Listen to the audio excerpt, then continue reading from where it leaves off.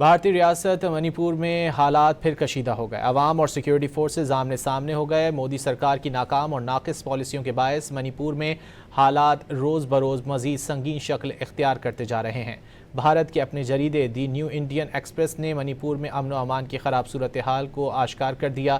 منی پور کے ضلع سیناپتی میں سرچ آپریشن کے بعد ہجوم کا آسام رائفلز کیمپ پر حملہ، متعدد گاڑیوں کو نذر آتش کر دیا۔ مظاہرین نے آسام رائفلز کی عمارت پر پتھراؤ کیا، احاطے میں توڑ پھوڑ کی اور 3 گاڑیوں کو آگ لگائی۔ حکام کے مطابق ہجوم کو منتشر کرنے کے لیے سیکیورٹی فورسز کی جانب سے آنسو گیس کے شیل بھی فائر کیے گئے۔